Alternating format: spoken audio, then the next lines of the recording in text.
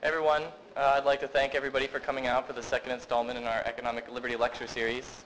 Tonight we're very fortunate to have James Bovard as our speaker, and I'd like to thank the Future Freedom Foundation for making this possible. Without them, we wouldn't be able to have this. Now I'm going to introduce Bart Fraser now. He's going to give us some words on James Bovard. So let's give a round of applause for the Future Freedom Foundation. How you doing? Well, welcome to the second installment of the Economic Liberty Lecture Series. I'd like to thank you all for coming. This is an event co-sponsored by the Future Freedom Foundation and the George Mason University Economic Society. And we'd like to thank Kevin Hilferty, president of the society, and all the members here for helping out. We could not put this on without you. A lot of work that goes into this that you guys don't see, and it's a lot of hard work. Tonight we have a very special guest in Jim Bovard, and I think a lot of the students here know this. As a former student at GMU, I certainly know it.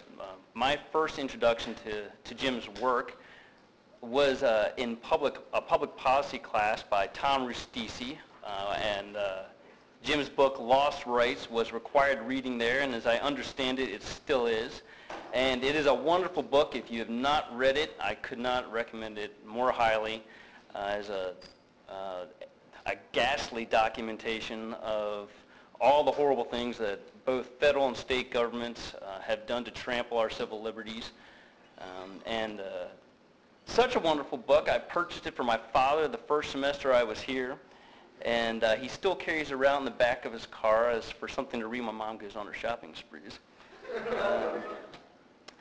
But Jim is our policy advisor. He has been so since September of 1994 when he started writing for our monthly print journal, Freedom Daily.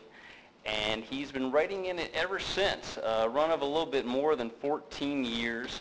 An incredible run, and one that I hope keeps on going. He has authored 9 books, most recently Attention Deficit Democracy, as well as Lost Rights and The Bush Betrayal.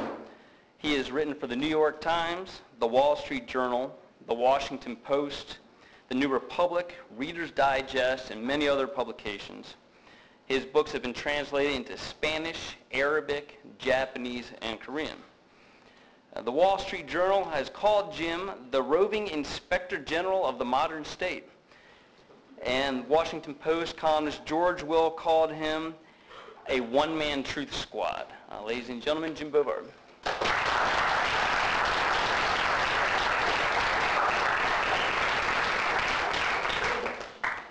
Well, I want to thank Bart for his kind words. I want to thank Kevin for inviting me. It's a real pleasure to be here. It's a real honor to be speaking at a school that has one of the best economic departments in the country.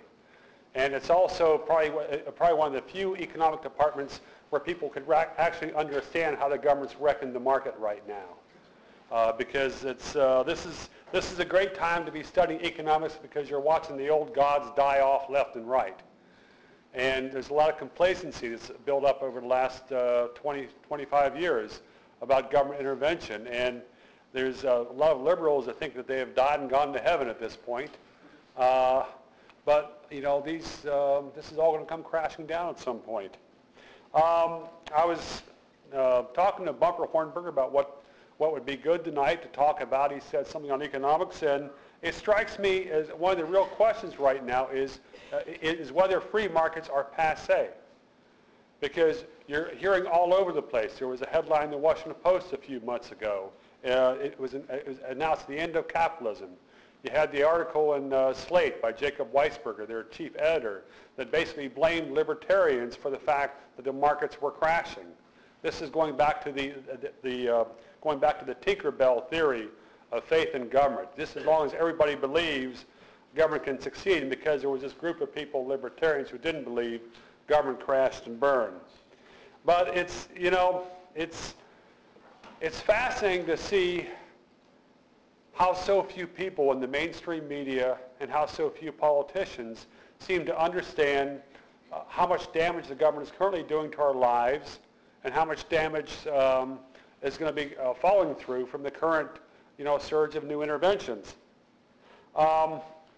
It's interesting talking to an audience, a number of folks who here have read Lost Rights, which I really appreciate, and I greatly appreciate Professor, the professor who assigns the book. Looking back to 15 years ago when I was finishing writing that book, I didn't think I'd look back on that as almost like a golden age of American liberty. But in some ways, compared to what's going on now, things have gotten so much worse. And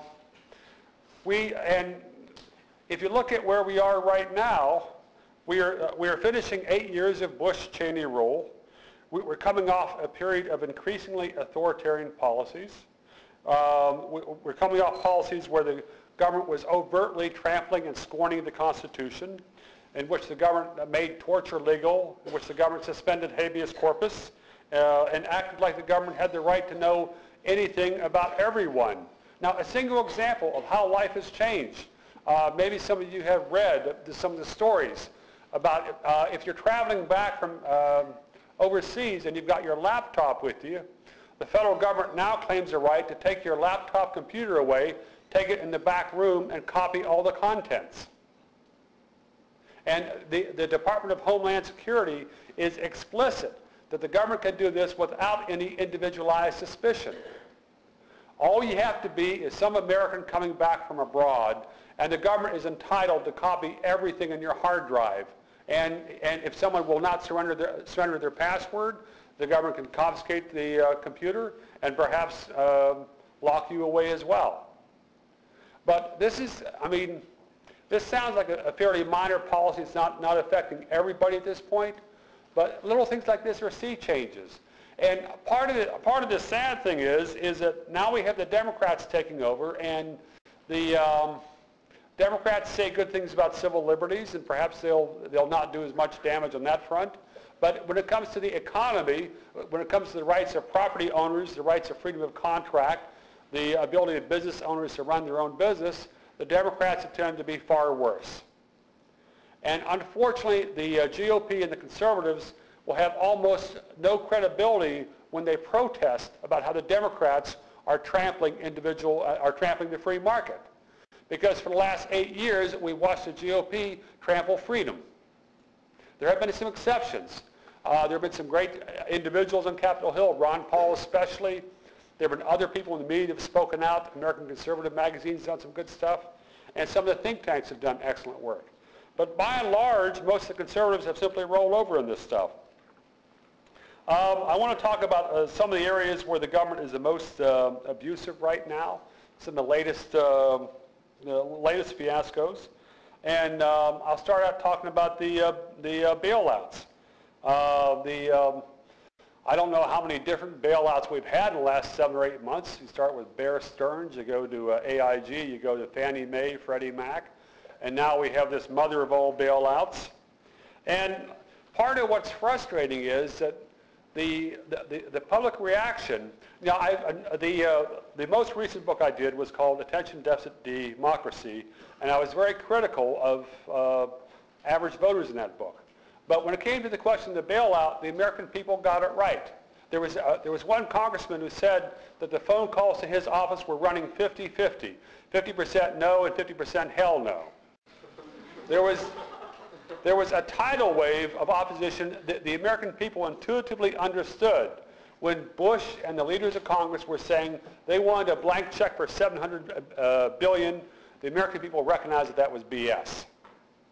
And people did all they could to protest, to holler, and just try to bring down that house. But you had the news media, you had President Bush, you had leaders of Congress, both parties, that managed to push this through. And part of what was especially ugly on this, well, first of all, it's very bad economics. But even worse, it's based on blind faith in finding a dictator.